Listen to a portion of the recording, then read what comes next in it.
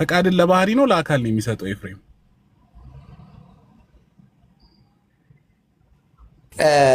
በነገራችን ላይ የባህሪ የሆነ ሁሉ ለአካል ይሰጣል፣ ለአካል የሆነ ሁሉ እሱ ችግር የለውም። ለምሳሌ መለኮት እኔ እኮ ኤፍሬምን እንትን እያልኩልህ ነው። ኤፍሬም ምን አለ መሰለ፣ ለባህሪ ለሚሰጡት ፕሮፐርቲ ኦፍ ኤሰንስ ለሚያደርጉት እኔ ችግር የለብኝም፣ ግን እኔ የምሰጠው ለአካል ነው ብሏል ወይስ አላለም ኤፍሬም? ለአካል ሲሰጥ ምን አለው? መደምደሚያው ምንድን ነው ያለው? ኧረ መደምደሚያው እሺ ደሱ እንዴ አንተ በዚህ አስተሳሰብ ነው ቤተክርስቲያንን የምታድሰው። እዛ የራስን ጭንቅላት አድስ። ሲያናድድ አትበሳጭ። ውሃ እየጠጣ ያለቃቀስክ ምናምን አንተ የቆራረጥከውን ቪዲዮ አምጥተህ እዚህ ጋር ታለቃቀስ። ኤፍሬምን የረዳኸው መስለ እዚህ ጋር የቆራረጥከውን ቪዲዮ አምጥተህ እዚህ ጋር ታለቃቀስ። እዚህ ጋር ኤፍሬም ራሱ ቢመጣ ይኸውልህ ኤፍሬም ቢመጣ ትዋረዳለህ። ማውራድ ብራስ አይደለም ደሱ ኤፍሬም ሲመጣ ትዋረዳለህ። አንተ ይኸውልህ መሰረታዊ ትምህርት እኔ ቃል በቃል ቪዲዮ አቅርቤልህ ነው እያወራሁ ያለሁት። እኔ ዝም ብዬ አይደለም የማወራው። ምንድን ነው ያቀረብከው? እስቲ ለምሳሌ ለአካል እንደማይሰጥ አሳየን እስቲ አንድ ቪዲዮ። እስካሁን አወራህ እንጂ እኮ አንድ እንትን ያለ ነገር አላሳየህንም። እኛ ነን እየደከምን ያለ ነው። እኔ ለአካል አይሰጥም ብያለሁ እንዴ? ቆይ ለአካል አይሰጥም እኔ ብያለሁ? እኔ ለአካል አይሰጥም ብያለሁ? አዳምጥ ደግሞ ይኸውልህ ስለ ሲስ ሚዩት አድርገው። ኤፍሬም ለአካል እንደማይሰጥ አንድ ቪዲዮ ያሳይ እስቲ። ወይም ደግሞ ለምን ለአካል አይሰጥም? ለምን ለአካል አይሰጥም? ዝም ብለህ ነው ፍቃድ የሌለው አካል አለ። ፍቃድ የሌለው አካል አለ። ምን አይነት አስተምሮ ነው እየደገፈ እኮ ነው። ለአካል ይሰጣል እያለ እኮ ነው ደሱ። እሱማ ለአካል ይሰጣል እያለ ለአካል አይሰጥም አለ እኮ እሱማ ሲጠየቅ። አይ ደሱ ለአካል ይሰጣል እያለ ነው።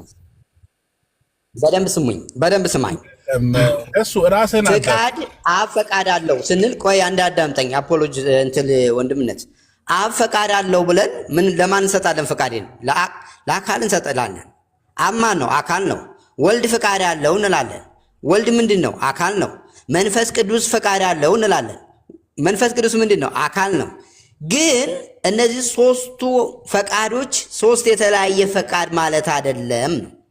ያው የአንዱ የመለኮት ፍቃድ ስለሆነ አንድ ፍቃድ ነው። ለምሳሌ መለኮትን እንሰጣለን። ቆይ አንድ ልጨርስና አንዴ ይቺን ልበልና አቆምላለሁ። ይቺን ልጨርስና አቆማለሁ። መጀመሪያ ያልከውን ላስታውስ። ይሄ ፈቃድ ምንጩ ባህሪ ነው ወይስ አንዴ ይቺን ልጨርስ፣ በእናትህ ይቺን ልጨርስ አቆምላለሁ። ይሄ ፈቃድ ምንጩ ከባህሪ ነው ወይስ ከአካል ነው አንተ የምታምነው? እሺ አንዴ ስማኝ። እኔ እያልኩ ነው መሰለኝ ደሱ ሰው ደከመ በእውነት ደግሜ መልሻለሁ። እኔ ቅድም ተናግሬያለሁ። ምንጩ የባህሪ ነው። አካል ባለበት ሁሉ ባህሪ አለ። አካል ባለበት ሁሉ ምንጩ ባህሪ ባለበት ሁሉ አካል አለ። በቃ ችግር የለውም። ትክክል። ምንጩ ግን ከባህሪ ነው አይደል?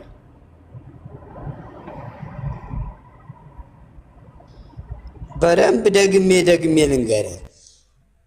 ምንጩ የባህሪ ነው። ባህሪ ደግሞ አካል ባለበት ሁሉ አለ። ለምሳሌ አካል ባለበት ወልድ ባለበት ፈቃድና መለኮት አለ። መለኮት አለ፣ ፈቃድ አለ። መንፈስ ቅዱስ ባለበት መለኮት አለ፣ ፈቃድ አለ። ትክክል ነህ ጎበዝ። እሺ፣ ስለዚህ ምንጩ ባህሪ ነው። ያ በቃ ምንጩ ባህሪ ነው። አንተ የምትለው ባህሪ ኤፍሬም ምንጩ ባህሪ ነው ይላል። ስለ ምንጩ እኔ ምንጩ ምንድን ነው የሚል እስካሁን አላየሁም። እንደሱ የሚል አልሰማሁም።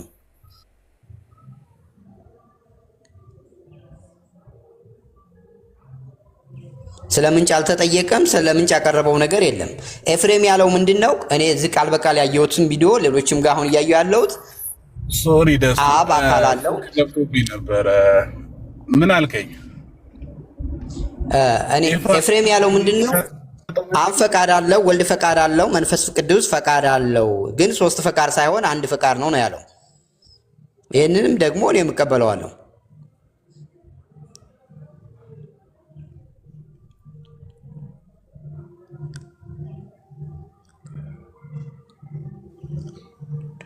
ይቅርታውንም ስልክ ገባብኝ። ስለዚህ ኤፍሬም ለአካል እንደሚሰጥ እያመንክ አይደለም? ደሱ በጣም ይቅርታ አልሰማሁም። ለአካል መስጠት ከምን አንጻር ነው? ይኸውልህ ከምንጭ አንጻር እኮ አይደለም። እኛም እኮ ለአካል አሁን አንተ እኔ አንዳልን አይደል? ተው ደሱ መለኮትን ለአካል አሰጥም። ምንጩ ባህሪ ነው አይደለ? ምንጩ ባህሪ ነው ብለሃል አይደለ? ኤፍሬም ምንጩ ባህሪ ነው ብለህ አምናለሁ። ቀላል ጥያቄ ነው እየጠየቅኩ ያለሁት። እሱን ጥያቄም ላይ አላየሁትም። እንደገና ደግሞ እሱን ራሱ ጠይቀው። እሱ ራሱ የሚለው ምንጩ ከአካል ነው። እኔ ግን ችግር የለብኝም ለባህሪ ለሚሰጡት እኔ አልቃወምም ብሎ ነው የሚያስቀምጠው ኤፍሬም ራሱ ማለት ነው። ግን እኔ ማምነው ብሎ የሚያስቀምጠው ምንጭ ለአካል ነው ፕሮፐርቲ ኦፍ ፐርሰንስ ነው ብዬ እኔ ማምነው ብሎ ነው የሚያስቀምጠው። አሁን ተረዳ? እኔ ሌሎችን መጽሐፍታም እኛ ለምሳሌ ምን ይላሉ መሰለህ? ተስፋዬ ሮቤልንም እያየሁ ነበር። አብ እውቀት፣ ስሜት፣ ፈቃድ አለ። ወልድ እውቀት፣ ስሜት፣ ፈቃድ አለ። መንፈስ ቅዱስ እውቀት፣ ስሜት፣ ፈቃድ አለው ይልና ግን የተለየ አይደለም። ከማን? የአብ ከወልድ አይለይም፣ የወልድ ከመንፈስ ቅዱስ አይለይም። እሱን ነው እኔ የማውቀው። እዚህ ቃል በቃል የማገኘሁት እሱን ነው። የተለየ ያልተለያየ ለዛውም ለመጀመሪያ ጊዜ ሰምተን ራሱን አቅም በስላሴ ውስጥ መጠበቂያ ያስቀመጠ ሰው ነው ኤፍሬም። መጠበቂያ ያለው መጠበቂያ ነው ያስቀመጠው። አይ ካለ እንደዚህ ብታሰማኝ ደስ ይለኛል። ለምሳሌ የተለየ ያልተለየ የሚል የተለየ ያልተለየ ማለት እኮ ራሱ እርሱ የሚቃረን ነው። የተለየ ብለህ ያልተለየ ይኸው ሲሶም ይነግርሃል። ሌሎቹንም ፕሮቴስታንት ኤፍሬምንም ከፈለክ እኮ አንተ አምጣና ሳያሰማኝ እኮ ብያለሁ እኮ እስካሁን የላችሁም እንደዚህ የሚል ራስህ ሄደህ ጠይቀው። በቃ አንተ እኮ እየሰማህን እኮ አይደለም እንዴ? እናንተ ኤፍሬምን የምትከሱት እኔ ቢፌር ለምን አትሆኑም? ይሄ የፕሮቴስታንት ትምህርት እኮ ነው። አሁን እንዳይጮሁብኝ ደግሞ ይላሉ እንግዲህ እዚህ ጋር አታውሪ። ውሃ እየጠጣች ቀስ በስ ተረጋግተሽ። እኔ እኮ ኤፍሬምን ነው የምደግፈው። እኔ የማውቀው ስላሴ እሱን ነው። እኔ አልቀበልም። የፕሮቴስታንቱ ትምህርት አይደለም። ይሄን ድምጽ ይሰማል። መጣክ? እሺ ይኸውልህ ኢዮብ እንግዲህ ይመጣል ስል መጣ ሮጦ።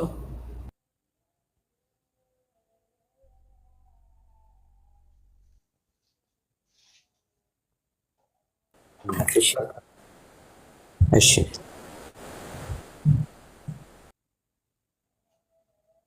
ፈቃድ አለው የአብና የመንፈስ ቅዱስ ያልሆነ፣ መንፈስ ቅዱስ ፈቃድ አለው የአብና የወልድ ያልሆነ፣ በስራ ሲገለጥ ግን አንድ ሆኖ ይገለጣል ይላል። ትክክል ነው ይሄ?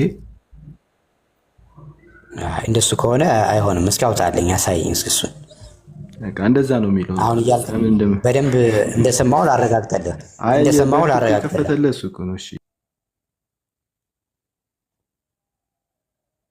ያለው ግን የአብና ከአብና ከወልድና ከመንፈስ ቅዱስ የተለየ፣ ወልድ ፍቃድ ያለው ከአብና ከመንፈስ ቅዱስ የተለየ፣ መንፈስ ቅዱስ ፍቃድ ያለው ከአብና ከወልድ የተለየ ነው ያልከኝ።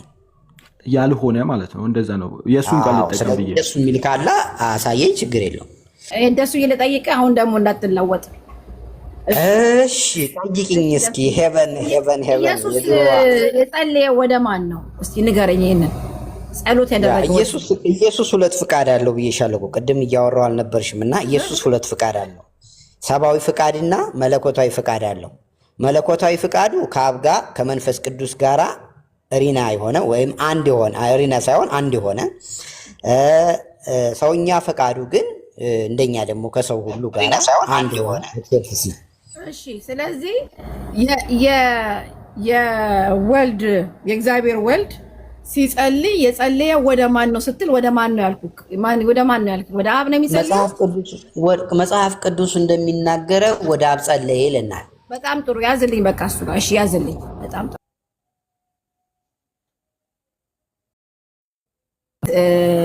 ስላሴ ኢየሱስ መለኮት ወዴት ይሄዳል ሲጸልይ?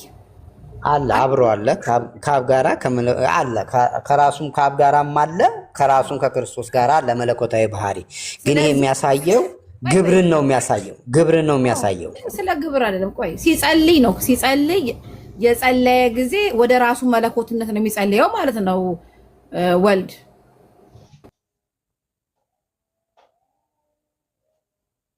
ታውን የሚለውን ስለዚህ ቀጥታ ካልከኝማ እግዚአብሔር ወልድ ወደ እግዚአብሔር አብ ጸለየ ነው የምትለኝ? ዮሐንስ 17 ላይ እንሂድና እናንብብ። እኔ ከምልሽ እንዲህ ይላል፣ እውነተኛ አምላክ ብቻ ይሆን አንተንና የላከውን ኢየሱስን ያውቁ ዘንድ ይቺ የዘላለም ሕይወት ናት። እኔ ላደርገው የሰጠኸኝን ሥራ ፈጽሜ በምድር አከበርኩ። አሁንም አባት ሆይ ዓለም ሳይፈጠር መቼ? ዓለም ሳይፈጠር በአንተ ዘንድ በነበረኝ ክብር አንተ በራስህ ዘንድ አክብረኝ ይላል። ስለዚህ ዓለም ሳይፈጠር ጌታ ኢየሱስ ከአብ ጋር ነበረ ብሎ ስለመነበር አይደለም። ይኸውልህ ማነክ ደሱዬ፣ አሁን ፎከስ አድርገህ ጸሎቱ ላይ መልስልኝ። ጸለየ እኮ ይኸውልሽ፣ የጸለየው ማን ነው? ወልድ ነው አይደል? ወደ ማን ነው የጸለየው? እኔን የምጠይቀው እኮ እኔ የምጠይቀኝ የጸለየው ኢየሱስ የጸለየው ወደ አብ ወልድ ወደ አብ ነው የጸለየው። ግን ይሄ ማለት አንድ ፍቃድ ስላለ ኢየሱስ ክርስቶስ በስጋው ነው የጸለየው ወደ አምላክ ብዬልሃለሁ። አየህ እኔ ይሄን እንደዚህ ብዬ ስነግረህ መለኮት አንድ ስለሆነ ወደ አብ ጸለየ ብልክም ወደ ራሱም ጸለየ ብትለኝ ለኔ ችግር የለውም። ለአንተ ግን አሁን ለኔ ችግር አለው ችግር የለውም ሳይሆን መጽሐፉ የሚለው አንደኛ እኛ ስላሴ ብለን ስናምን አብ ወልድ መንፈስ ቅዱስ በመለኮት አንድ ናቸው። ያ አንድነት ደግሞ የማይነጣጠል የማይከፋፈል አንድነት ነው። ስለዚህ አብ ውስጥ ያለ መለኮትና ወልድ ውስጥ ያለ መለኮት የሚነጣጠል አይደለም።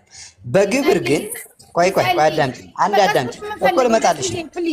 መጸለይ የግብር ስራ ነው። መጸለይ የግብር ስራ ነው። አንድ አዳምጪኝ። ግብር ነው። ለምሳሌ ከሶስቱ አካላት አንዱ ወልድ ነው ተልኮ የመጣው ሲላክ ከአብ አንሶ አይደለም፣ ከመንፈስ ቅዱስ አንሶ አይደለም። ለግብር ሰውን ለማዳን በግብር ሶስት ነው ስለምንል ያንን ለማጠየቅ ነው ወደዚህ ምድር የመጣው። እንደዚሁም እዚህ ላይ ዮሐንስ 17 ላይ ሲጸልይ ወልድ ነው የጸለየው። ወደ ማን ነው የጸለየው የሚለን? ወደ አብ ጸለየ ነው የሚለን። ኦኬ ወይ ደሱ ማብራሪያውን እኮ ሰማሁህ። ፕሊዝ የኔን ጥያቄ መልስልኝ። እኔ እኮ ገብቶኛል። አብ ወደ ወልድ ጸለየ ነው ላልከኝ፣ ወልድ ወደ አብ ወልድ ወደ አብ ጸለየ ነው ላልከኝ፣ በጣም ጥሩ። የእሱ አምላክነት የት ሄዶ ነው ወደ አብ የሚጸልየው? አየሽ፣ ግብር ነው እያልኩሽ ነው። አብና ወልድ ምን ይላሉ ይላል? ይስማማሉ፣ ይዋደዳሉ ይላል መጽሐፍ ቅዱስ። ግብር ስለሆነ ይኸውልሽ አዳምጪኝ። አብ ወልድን ሲልከው ለምሳሌ አብ ሲልከው ለምንድን ነው እሱ ያልመጣው አትይኝም? ለምንድን ነው? ግብር ስለሆነ ነው። መጥቷል። እኔ እላለሁ እኔ መጥቷል መልክ እኔ በአንተ አላውቅም። አብና ወልድ አይለያዩም። አብ በወልድ ወልድ በአብ ነው ያለው እንጂ አልመጣም አይባል። መጥቷል። ብዬ እሺ አሳይኝ። እሺ አብ የመጣበትን አሳይኝ። ዮሐንስ ወንጌል 14 ክፈት። እሺ ዮሐንስ ወንጌል 14 አብ መጥቷል እዚህ ምድር ላይ። እሺ ዮሐንስ 14 ቁጥር ስንት? ቁጥር 7 ላይ አንብብል። ምንድነው እናንብብላችሁ? ከአንድ ጀምረን ልባችሁ አይታወክ፣ በእግዚአብሔር እመኑ፣ በእኔ ደግሞ እመኑ። ይሄ ማን ነው እንደዚህ ብሎ የሚናገረው? በእናትህ እኔ ማስረጃ አቅርቢ ተብዬ ነው። ማስረጃ ነው መስከተው። አይ ሙሉ ነው ክፍሉ እንደ ቁርጥ አድርገሽ ጠቅስ አይደለም የምታወሪው። በእንዲህ አይነት ውይይት እኮ ከማንም ሰው አትወያይም። ማስረጃ አቅርቢ ያልከኝ ማስረጃን አቀረብኩልህ። እሺ በአባቴ ቤት ብዙ መኖሪያ አለ ይላል። አዳምጪኝ። በአባቴ ቤት ብዙ መኖሪያ አለ። እንግዲያስ ባይሆን ባልኳችሁ ነበር። ስፍራ አዘጋጅላችሁ ዘንድ እሄዳለሁ። ሄጄም ስፍራ ባዘጋጀውላችሁ እኔ ባለሁበት እናንተ ደግሞ እንድትሆኑ ሁለተኛ እመጣለሁ፣ ወደ እኔም ወስዳችኋለሁ። ወደምሄድበትም ታውቃላችሁ፣ መንገዱንም ታውቃላችሁ። ቶማስም ጌታ ሆይ ወደምትሄድበት አናውቅም፣ እንዴትስ መንገዱን እናውቃለን አለው። ኢየሱስም እኔ መንገድና እውነት ሕይወትም ነኝ፣ በእኔ በቀር ወደ አብ የሚመጣ የለም። እኔንስ ምን ብትሉኝ ብታውቁኝ አባቴን ደግሞ ባወቃችሁት ነበር። ከአሁንም ጀምሮ ታውቁታላችሁ፣ አይታችሁትማል ይላል። እሺ ምን አለ? ምን ብላችሁታል አለ? ምን ይላል? ጨረሽ? ምን ይላል እሱ ጋር? እሺ አይታችሁታል ይላል። አይታችሁታል ይላል። አብን በወልድ አይተከዋል። አላየሁትም ብለህ የምትክደው አንተ ነህ። እሺ ልጠይቅሽ እዚሁ ላይ አትጠይቀኝም። ተቀበልክ ማስረጃውን? አብ በወልድ እንደመጣ ካልጠየኩሽ ታዲያ ዝም ብሎ መረጃ እኮ እንትን አለ። እሱን ትታችሁ ደስቱ አንድ ጊዜ ስላሴ ላይ ወይ ይገባችሁ። ይሄ በእንደሙ እኮ በጣም እኮ እንደ ካልጠየኳት አብ ነው የመጣው እያለች እኮ ነው። ኧረ ነው ከአንድ ቤቱ ምረው በእግዚአብሔር አንዴ ካልጠየኳት ነገር ላይ ቆይ ደስቱ ሌላ ጊዜ ትወያያላችሁ። በቃ አብ ነው የመጣው የምለውን ከህቡ ጋር ሆኖ ትክክል ነው የሚል ሌላም ሰው ካለ ሌላ ጊዜ ትገባላችሁ። አሁን ግን በርዕሱ ብታወሩ ይሻላል። ሌላ ነገር ውስጥ እኮ ውይይቱ እኮ ጴንጤና የጴንጤ የበኩር ልጅ ላይ ሆነ። ያው እነሱ የወጡት ከዛ ነው ብዬ ነው። እንወያይሽ ካንተ ኦርቶዶክስ አይደለክ እንወያይ እንግዲህ ካንተ ጋር ለምን መሰለሽ ይቡ አንቺ ስትገቢ ርዕስ አለ እኮ ርዕሱ ላይ አውሩ እያለ ነው ሲሶ ርዕሱ ይኸውልሽ ይቡ ቅድም እኮ ብዬሽ ነበር ካንቺ ጋር ሲሆን ሁሉም ካንቺ ጋር ነው የሚሆነው። ሲሶ ደግሞ የገባበት ርዕስ ስላሴ አማኝ ነኝ እያሉ እኔ ቤት ገብታለሁ። አናፖሎጂ ልውረድ በቃ እኔ ለዛም ጥሩ አርዕስት ይዣለሁ። ተረድተሽኛል አይደል? ሐሳቤ ተረድቻለሁ። አናፖሎጂ ችግር የለም። ያ ግን እንደዛ ስለሆነ መቀመጥ ከፈለግሽ ተቀመጪ። ሐሳብ በርዕሱ ላይ ብቻ ሐሳብ መስጠት ከፈለግሽ መቀመጥ ትችያለሽ። እኛ ገብተን ውረጃ አንልሽም። ነገር ግን ወደ ሌላ መንገድ እየወሰድሽው ነው ርዕሱን።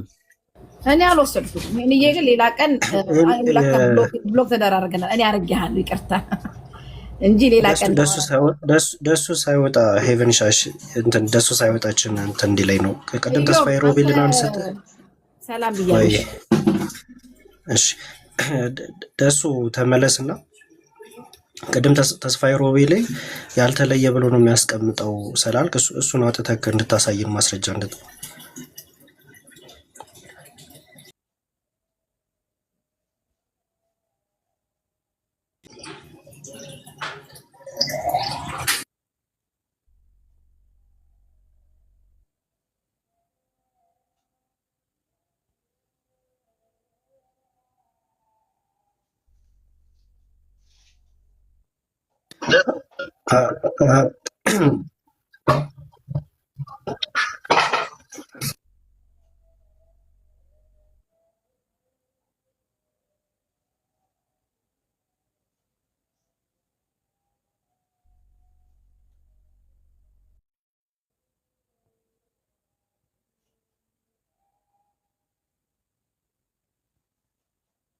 በዛው ልጠፋ ነው። መልስለት የዮብን ጥያቄ።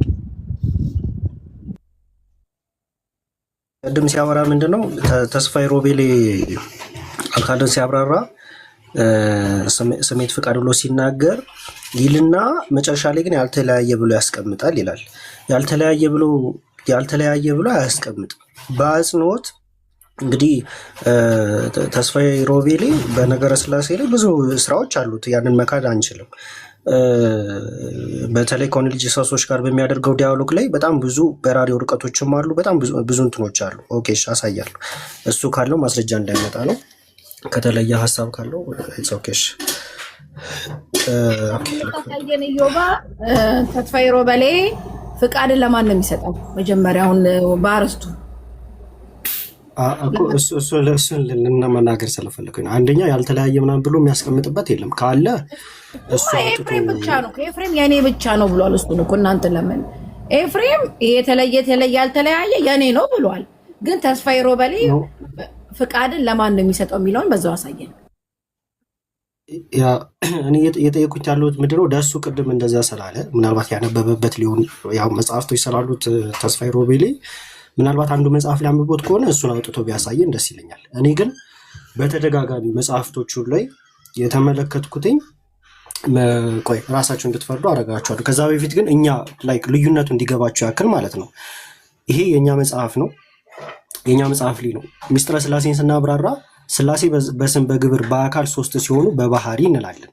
ላይክ በባህሪ ደግሞ እናስቀምጣለን። አሁን የስላሴ ሶስትነትን ስንገልጽ የትኛውም የኢትዮጵያ ኦርቶዶክስ ብቻ ሳይሆን ኦሪየንታል ቸርች ላይ የስላሴን ኦኬ ሶስትነት ስንገልጽ ማንም የትኛውም መጽሐፍ ላይ ካለ ማምጣት ትችላላችሁ። የትኛውም መጽሐፍ ላይ ፍቃድን ከተናናውቅ ልዩነቱ ከዚህ ይጀምራል። የምንቃወመውም እሱ ነው። የስላሴን ሶስትነት ላይክ ስላሴ በስም በግብር በአካል ሶስት ስንል እዚህኛው ሊስት ውስጥ ፍቃድን በየትኛውም ታምር አንከትም። ሶስትነትን ስንገልጽ ማለት ነው። ከዛ ሲሆን በባህሪ በመለኮት በህልውና በፍቃድ አንድ ናቸው ነው የምንለው። ፍቃድን ሁልጊዜ የምንከተው አንድነት ላይ ነው እንጂ የምንከተው ሶስትነትን በሚገልጽ በስም በግብር በአካል ብለን እንደምንገልጸው እዛ ላይ አንከትም። የምንለው ሶስትነትን ስንገልጽ በስም በግብር በአካል ዘንድ ደግሞ በኩነት ያው ኩነትንም ከታች ስለሚያብራራው በኩነት እንላለን። አንድነትን ስንናገር ደግሞ በባህሪ በመለኮት በህልውና በፍቃድ እንላለን። ፍቃድን ሁልጊዜ የምንከተው አንድነት ላይ ነው። የትኛውም መጽሐፍ ላይ ብንሄድ የቤተክርስቲያናችን መጽሐፍ ላይ ፍቃድን በተአምር ሶስትነት ላይ አይከትም። ችግሩ ምንድነው? ፍቃድን የዚህ የአካል ሶስትነት ላይ እነርሱ ይከቱታል። እሱ ነው የምንቃወመው። ያ ማለት ለግብር ነው የሚሰጡት ማለት ነው። ተስፋዬ ሮቤሌ እችኛዋ የ25 ገጽ ያላት ነች። ያው በእንደዚህ ቴክስቶች ስለሚታወቅ ማለት ነው። ተስፋዬ ሮቤሌ የእሱ ብቻ ሀሳብም ደግሞ አይደለም። ተስፋ አቃቢያን ክርስትና ማህበር የሚባል እዚህ ጋር እንደምትመለከቱት ከተስፋዬ ሮቤሌ እና ከአማረ መስፍን ይላል እዚህ ላይ ያስቀምጣል። ትምህርተ ሥላሴ ከስነ አመክንዮ ህግጋት ጋር ይቃረናልን የሚል የተዘጋጀ ለአቃቢያን የተዘጋጀ ነው። ዝም ብሎም እንትን አይደለም። እውነት ለመናገር ዘንድ ሁለተኛው ፔጅ ላይ አካል ምን ማለት ነው? አካል ማለት ምን ማለት ነው ይላል። በክርስቲያናዊ አስተምሮ በተለይ ደግሞ በስላሴ አስተምሮ ውስጥ አካል ማለት የመጨበጥ የመደሰስ ባህሪያትን የሚያሳይ ሳይሆን ማንነትን የሚያመለክት ቃል ነው። ይሄንን እንስማማለን። እንትን በኋላ ላይ ወይ አስፈላጊ ከሆነ መዝገበ ቃላቶችን ማውጣት አንድ አካል የራሱ ማንነት ያለው ከተባለ ኦኬ፣ የራሱ ከተባለ እኔ ባይ ከሆነ ነው እያለ ያለው። ይህንን ያብራራል ከዚህ በኋላ ከተባለ አካል አለው የተባለው አካል የስሜት የፍቃድና የእውቀት ባለቤት መሆን የግድ ይኖርበታል። ምን ይላል ተመልከቱ። ምን ብሎ ያስቀምጣል? የራሱ ማንነት አለው ከተባለ አካል አለው ከተባለ አካል የስሜት የፍቃድና የእውቀት ባለቤት መሆን የግድ ይኖርበታል ነው የሚለው። ግድ ይኖርበታል፣ የአካሉ ስሜት ፍቃድ እውቀት ሊኖረው ግድ ይኖርበታል ይላል። ይሄ ብቻ አይደለም። ይህንን አብራርቶ ላይ ከኖርማል ካሁን በሳይንሱ አፈታት ከሆነ ችግር አልነበረው። ይህንን ስታንዳርድ ስላሴ ላይ አፕላይ ያደርገዋል። እሱ ነው ችግሩ። ይቀጥላል። መላእክት አካል አላቸው የሚባለው ባይዳሰሱና ባይታዩም ረቂቅ ፍጥረታት ቢሆንም እንኳ ይህንን መስፈርት ስለሚያሟሉ ነው። እግዚአብሔር አካል አለው ወይም መንፈስ ቅዱስ አካል አለው ሲባል ይዳሰሳል፣ ይጨበጣል ወይም ይታያል ማለት ሳይሆን የራሱ የሆነ ኦኬ። ለምሳሌ እኛ ምንድነው ሚስጥረ ስጋዊን ስንገልጽ ክርስቶስ በራሱ ፍቃድ በፍቃድ መንፈስ ቅዱስ ፍቃድ መጥቶ አዳነን እንላለን። ያልን ማለት ግን ላይክ በዚህ መልኩ ዲስቲንክት አድርገን የሆነ ከፋፍለን አይደለም የምንገልጸው። ይሄ መከፋፈል እንደሆነ የምታዩት ግዴታ አካልን ሲናገር እነዚህ ስሜት ፍቃድ እውቀት የምንላቸው የግድ ይኖርበታል ብሎ ነው የሚያስቀምጠው። ያ ማለት የአንድም ፐርሰን የምንገልጽበት ነው። እኔነቱ እንዲኖር ግዴታ የራሱ የሆነ ስሜት ፍቃድ እውቀት አለው ብሎ ነው እያስቀመጠ ያለው ተስፋዬ ሮቤሌ። ከዛ የራሱ የሆነ ስሜት ፍቃድና እውቀት አለው ማለት ነው ይላል። ኦኬ እሺ፣ ኦልሬዲ ስለጀመርኩ እቺኛው ሊጨርስናትና ደሱ ማስረጃ ታመጣለክ አለው ማለት ነው ይላል። ሰው አካል አለው ምንድነው? ሰው አካል አለው የሚባለው ቁሳዊ ባህሪ ኖሮት ስለሚታይ ስለሚዳሰስ ሳይሆን የአካል መስፈርት የሆኑት ይላል። ስለዚህ የአካል መስፈርት የሆኑት ሉክ ለአካል መስፈርት እያስቀመጠ የአካል መስፈርት የሆኑት ስሜት ፍቃድና እውቀት ገንዘቡ ስላደረጋቸው ነው። ስለዚህ እነዚህ መስፈርት ስላሴ ላይ አካል ለሚለው ማብራሪያ እየተደረገ እየተቀመጠ ነው ማለት ነው። ይህንን ደግሞ ያጸነዋል እዚሁ እንትን ላይ ተመልከቱ። እግዚአብሔር በአካል ሶስት መሆኑን የሚያመለክቱ ሲሆኑ ትክክል። እግዚአብሔር የሚለው ስም ደግሞ ባህሪን መለኮትን ያመለክታል ይላል። የሶስትነቱ አካልን የሚያመለክት ሲሆን ምንድነው? ሶስትነቱ አካልን የሚያመለክት ሲሆን አንድነቱ ደግሞ አምላክነትን የሚያመለክት ነው ይላል። እግዚአብሔር አንድ ነው ስንል ሶስቱም አካላት የአምላክነት ባህሪ አላቸው ማለታችን ሲሆን ሶስቱ አካላት ናቸው ስንል ደግሞ አብ ወልድና መንፈስ ቅዱስ የራሳቸው የሆነ ስሜት ፍቃድና እውቀት አላቸው ማለታችን ነው። ስለዚህ ስሜት ፍቃድና እውቀት የሚለውን ቀጥታ ለማን ነው የሚሰጠው? ለአካል መለያ አድርጎ ነው የሚሰጠው። ስለዚህ አብ የራሱ የሆነ ስሜት ፍቃድ እውቀት አለው፣ ወልድም እንደዛ መንፈስ ቅዱስም እንደዛ እያለ ነው ማለት ነው። ስለዚህ አንድና ሶስት የሚሉት ቃላት የምንጠቀመው በተለያየ መንገድ ነው። ሶስት ሲሆን ስሜት ፍቃድ እውቀት ብለን ለአካል እንደምንሰጠው፣ አንድ ሲሆን ደግሞ መለኮት ብለን እንደምንገልጸው ማለት ነው። ይሄንኑ ክፍል አሁንም እዚሁ መጽሐፍ ላይ ይደግመዋል። አሁንም እዚሁ መጽሐፍ ላይ ደግሞ ያስቀምጠዋል ራሱን ሐሳብ ማለት ነው። እሱን ላሳያችሁ ገጽ 22 ላይ ሲያጠቃልለው ማጠቃለሉም ሲያስቀምጥ መጽሐፍ ቅዱሳዊ ታሪካዊ የሆነ መሰረተ እምነት በግልጽ የምንገነዘበው ቁም ነገር ግን አብ ወልድና መንፈስ ቅዱስ የሚሉ ስያሜዎች አካልን የሚያመለክቱ ሲሆን እግዚአብሔር የሚለው ሰው ደግሞ ባህሪን መለኮትን ባህሪያትን ይላል። ኤኒዌይስ መለኮትን ብሎ ያስቀምጣል።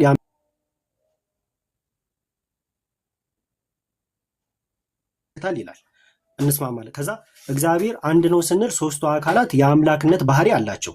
ሶስቱ አካላት የአምላክነት ባህሪ አላቸው ይላል ማለታችን ሲሆን ሶስት አካላት ከሆነ ስሜት፣ ፍቃድና እውቀት አላቸው ማለት ነው ይላል። ስለዚህ በአጽንኦት ደጋግሞ የሚናገረው ሌላም መጽሐፍቶች አሉት፣ ሌላም ቴክስቶች አሉት። በአጽንኦት ደጋግሞ የሚናገረው ፍቃድን፣ እውቀትን፣ ስሜትን ለአካል ነው እየሰጠ ያለው፣ ለአካል መለያ አድርጎ ነው እየሰጠ ያለው ማለት ነው። አሁን ቅድም ደሱ ስትናገር ፍቃድና እውቀት ስሜትን ለአካላት ይሰጣል እንጂ ያልተለያየ አይልም፣ መለያ አድርጎ አያስቀምጥም ያልከው ከየት እንዳመጣሁ አላውቅም። የአካላት ላይ ሲቀመጡ እኮ አንዱ አካል ከአንዱ አካል የሚለይበት እኔነትን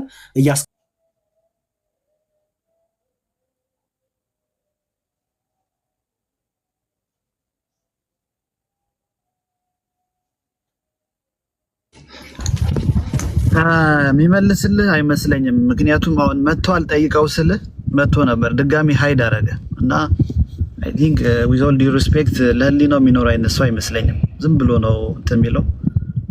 ስለዚህ እሱን እንተወውና ጀርሚያ የተለየ የሚለው ችግር የለውም ሲል ነበር የሳብኩት። ሀሳብህን እንስማ እስቲ። መታል ደሱ ከመጣ እስቲ ስም አሰማን፣ አሳየን። መልካም ላሳያባ። እሺ ጀርሚያ በቃ ከመጣ አዎ ፍቃድ አላቸው። እሺ ጀርሚያ አንዴ የራሳቸው ሆነ ፍቃድ አላቸው። ኦርቶዶክስ ነው የምትሉ አንድ ጀርሚያ ደሱ ያብራራ። ጀርሚያ እሺ ካልከኝ ወይ ቆይቼ የትኛው ቤት እምነት ነህ አንተ? ፕሮቴስታንት። በቃ ወንድሜ ፕሮቴስታንት ትምህርት አይደለም አባቴ። ችግር የለውም ሲል ነው እኮ የገባው አሲሶ። የተለየ የሚለው አይደለም። አሁን እኮ ብለን በቃ እግረኛ ሰው እያስገባን ፖለቲካ እየሰራን ያለ ይመስላል። ግን የተሻለ በቃ የኤፍሬም ትምህርት ትክክል ነው ብሎ የሚሉት መምህራን የሚሆነው ብሉ ጋር ነው። ፖለቲካ የሚሆነው ምኑ ጋር ነው? ፖለቲካ የሚሆነው ምኑ ጋር ነው? ፖለቲካ የሚሆነው አንተን እዚህ ቲክቶክ ላይ አናውቅህማ። አንተ አሁን ለምሳሌ ከዚህ ቀደም ገብተህ እምነትን ስትከራከርና አንተን ስንል አናውቅም። ስለዚህ አንተ ሪል ወንጌል አማኝ ሁን አትሁን የምናውቀው ነገር የለም። ያ ምን አይነት ስም ያመጣብናል መሰለ? ማንኛውም መንገደኛ ሰው አስገብተው እምነቱን በማወቅ ሰው እምነታችንን እያስተቸ ነው የሚል ስም ያመጣል። አሁን እንደሱን እናውቀዋለን፣ እንደሱ ይታወቃል። ብዙ እዚህ ቲክቶክ ላይ ረጅም ጊዜ የቆየ ነው። ስለዚህ በዛ አንግል ተረዳን፣ ሌሎቻችሁም በዛ አንግል ተረዱ። አሁን አንተ ምን እንደሆን ካናውቀህ ሐሳብ የገባው ጀርሚያ ሲሶ ግን የትምህርት ዝግጅቱ አይተኸው ግዴታ ለታወቁት ብቻ ሳይሆን በፎቶም ያለ ሰው ስለሆነ ዩዘር ምናምን በሚል ቢሆን ልክ ነህ። ሴንሲቲቭም ስለሆነ በተለይ ከግለሰብ ቤታችንን እኮ አናፖሎን ቤቱን ያስተችዋል። በቃ ምንድነው ይሄ? በጣም ትልቅ ኢሹ ነው፣ ትልቅ ርዕስ ነው። ርዕሱ እንደምታየው በጣም ትልቅ ርዕስ ስለሆነ አሁን ትምህርተ ሥላሴ በጣም ትልቅ ርዕስ ነው። ይህንን ትምህርት ቢያንስ መምህራኖች የምናውቃቸው እዚህ ቲክቶክ ላይ በተለያየ ርዕሰ ጉዳይ ላይ እየገቡ እንትን የሚሉ መምህራኖቹ ቢሆኑ የተሻለ ነው። የግድ እኮ መታወቂያ ይዤ መዞር የለብኝም። እኔ አስተያየት ሀሳብ ለማስቀመጥ 200 300 ወደ 300 የኤፍሬም ትምህርት ጀርሚያ የኤፍሬም ትምህርት ትክክል ነው የምትለው? የኤፍሬም ትምህርት ትክክል ነው አይደለም ለማለት ሳይሆን የራሴ ሀሳብ ለማስቀመጥ ነው። አይደለም የሳብኩት እኮ የተለየ የሚለው ስናወራ ምንም ችግር የለውም ልክ ነው ስትል ነው የሳብኩት አይደለ እንዴ? ስለዚህ እሱን የምትሞግት ከሆነ ነው መቀጠል ያለብህ እንጂ ሌላ ምን ሐሳብ አለ? ፍቃድ እያንዳንዱ ነገር ጊዜ ከሰጣችሁኝ ማውራት እችላለሁ። ፍቃደኛ እኮ እኔ ምን ጀርሚያ ቆይ ጀርሚያ እኔ ልጠይቅ፣ አብ የራሱ የሆነ ፍቃድ አለው ከወልድ የተለየ? በእንደዛ አይደለማ። ከላይ አትምጣ። ጥያቄው አሁን ይሄ ኩዌስችን ያደረከው አመጣጥ ፖዚቲቭ የሆነ አይደለም ሲስ አቆ አይደለም ጀርሚያ እኔ ያው ጥያቄያችን ነው እንደዛ ሳይሆን በማብራራት ነው ይሄን መልስ የሚልሰጥ ይሄ የሚችለው አሁን ነው የለም አዎ አለ ለማለት ረጅም ማብራሪያ ይፈልጋል። እሺ ስላሴ ነጠላ ፈቃድ ነው ያላቸው ወይስ የተለያየ ሶስት ፈቃድ ነው ያላቸው? የተገለጡበት መንገድ ይለያያቸዋል። የራሳቸው ፈቃድ አላቸው። መንፈስ ቅዱስ አልተሰቀለም። መንፈስ ቅዱስ ለሰው ልጅ አልተሰቀለም። አብ አልተሰቀለም። የተሰቀለው ወልድ ነው። የነበረውን ፍቃዱን ለአብ ፍሎ አደረገ። ልክ ገባር ወንዝ እንደሚባለው የአባትን ፍቃድ ለመፈጸም ነው። የራሱን ፍቃድ ሳይሆን የአባቱን ፍቃድ ለመፈጸም ነው የመጣው ማለት ነው። የራሱ ፍቃድ ግን የለውም ማለት አይደለም እኮ በአብና በወልድ ውስጥ የፈቃድ መለየት አለ፣ የፈቃድ ልዩነት አለ፣ የተለያየ ፈቃድ አላቸው። የአንዱን መንገድ ሊፈጽም የመጣው አሁን ባልና ሚስት አንድ ናቸው አይደል? መጽሐፍ ቅዱስ ቢናገረው ግን አንድ አይደሉም።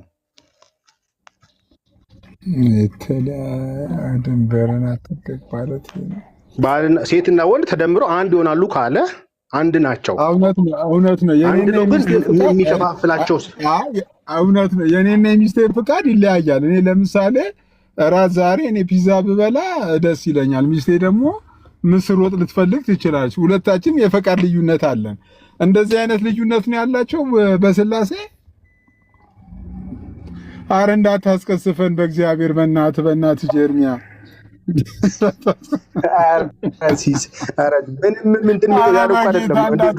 ማለት እንዴት መሰለህ ማስቀየፍ በአዲስ ኪዳን ላይ ነው፣ አዲስ ኪዳን ዘመን ላይ ነው ያለው። ምን ያስቀስፈሃል? የራስውን ፍቃድ ተወ። ስጋ ለብሶ የተገለጠው አንድም ቦታ ኢየሱስ የራሱን ዊሊንግ አልተጠቀመም። ፍቃድ ግን አለው። መለኮታዊ ማንነቱን እኮ አልተጠቀመም ኢየሱስ በመረዳ ሲመላለስ። ኦልሬዲ አንድ ሰው ጀርሚ ቀደም እኔ ሲሰው ያለክም ብትሰማ ጥሩ ነው ብዬ አስባለሁ። እውነት ብዙ ነገር ትስታለህ። ሚስጥረ ሥጋዌ የድህነት የእሱ ፍቃድ የለበትም። በቃ እኔ ጀርሚ ትንሽ ቆመን ብታስተውለው ጥሩ ነው ብዬ አስባለሁ። በእኛ ቤተክርስቲያን ላሳይክ። ይሄ ሃይማኖት አበባችን ላይ ያለ ነው። ምናልባት ለጥፌው ያያችሁት ትኖራላችሁ። ግልጽ በሆነ ሁኔታ ያስቀምጣል። ምን ብሎ ይናገራል መሰላችሁ? ባይዘው ይሄ ኢሴንሻል ትምህርት አይደለም፣ እንደ ቪው ነው ብለን የምናልፈው አይደለም። በእኛ ቤተክርስቲያን በቃ ይሄ ቪው ነው ብለን የምናልፈው ነገር አይደለም። አንድ ጀርሚዬ ይችል ጨርሳትና ከዛ ሀሳብን ትቀጥላለህ። ደሱ ማስረጃ ካመጣ ካላመጣ እንወጣለን። ምን ብሎ ይናገራል መሰለክ? የእግዚአብሔር ልጅ ያለ ፍቃዱ ሰው እንደሆነ የሚያምን የእግዚአብሔር ልጅ ያለ ፍቃዱ ሰው እንደሆነ የሚያስተምር ወይም የአብ ፍቃድ ሌላ ነው፣ የወልድ ፍቃድ ሌላ ነው፣ የመንፈስ ቅዱስም ፍቃድ ሌላ ነው የሚል ፍቃዳቸው አንድ፣ ስራቸው አንድ፣ መሻታቸው አንድ፣ መንግስታቸው አንድ እንደሆነ የማያምን ሰው ቢኖር ውግዝ ይሁን ነው የሚለው። ውግዝ ይሁን ነው የሚለው። ስለዚህ ክርስቶስ እግዚአብሔር ወልድ ቃል ስጋ ሲሆን ያለ ፍቃዱ የሆነ ነገር አይደለም። እንደገናስ የአንዱ ፍቃድ ከሌላው ፍቃድ ልዩ ነው። መጨረሻ ላይ ማስተርከውም አላስተርከውም ያ ፍቃድ ከወልድ ልዩ ነው ካልክ ባይዘው አንድምታችንም እናንተም ስትጠቅሱት የነበረው አንድምታችን ከፍተህ ብናየው ሌላ ብሎ ያስቀምጣል። ሌላ ላይክ ግልጽ በሆነ ሁኔታ ነው እየተናገረ ያለው። ስለዚህ እዚህኛው ላይ ካየኸው ይሄ ሃይማኖት አበባችን ነው፣ የቤተክርስቲያናችን መጽሐፍ ነው። የአብ ሌላ ነው፣ የመንፈስ ቅዱስ ሌላ ነው የሚል ቢኖር ወልድም ደግሞ ስጋ ሲሆን ያለ ፍቃዱ ሰው ሆኖ ብሎ የሚናገር የሚያስተምር ቢኖር ውግዝ ይሁን ይላል። ይሄ ቤተክርስቲያን ትምህርት ነው፣ ትክክለኛ የአባቶች ትምህርት ነው፣ የመጽሐፍ ቅዱስ ትምህርት ነው ብዬ ነው የማምነው። የቤተክርስቲያንም ትምህርት ነው። ኦኬ፣ ይሄ የኛ ቤተክርስቲያናችን አስተምሮ ነው፣ ምናልባት እንድትረዳው ማለት ነው። ደሱ ማስረጃ ካለ ብትሰጠኝ ደስ ይለኛል። የተስፋዬ ሮቤሌን እኔ ጨርሻለሁ። በጣም ጥሩ፣ በጣም ጥሩ። ለመጀመሪያው አዳም ፍቃድ ኖሮት በለስ በልቶ መጥፋት ከቻለ ለሁለተኛው አዳም የራሱ ፍቃድ እንዴት አይኖረውም?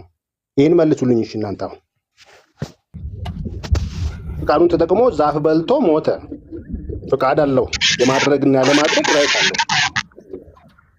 ኧረ ጋይስ በጣም ሆን ብላችሁ ሞዴሬተሮች እየበጠበጣችሁ ነው በእውነት። ሞዴሬተር በጣም ሆን ብላችሁ እየበጠበጣችሁት ነው፣ ቤቱን እንትን እያላችሁት ነው በእውነት።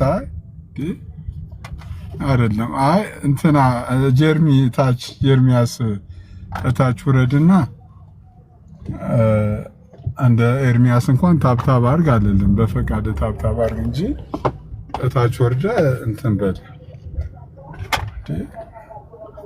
ይሄ ከባድ ነው። ይሄ ርዕሱ በጣም ሴንሲቲቭ ስለሆነ ተረዱኝ በቃ። ምክንያቱም ይሄ በጣም የአንድን ክርስትና በቃ የክርስትና መሰረታዊ የሆነ ትምህርት ስለሆነ ቢያንስ ከዚህ ቀደም የምናውቃቸው ቲክቶክ ላይ የሚያስተምሩ መምህራኖች እንጂ አሁን ይህን አስገብተን ወንጌል አማኞች እንደ ያልሆነ ፖለቲካ እንሰራም። እኛ ሀሳቡ እንዲጠራ ነው የምንፈልገው እንጂ ሌላ ነገር ለማድረግ እቅድ የለንም።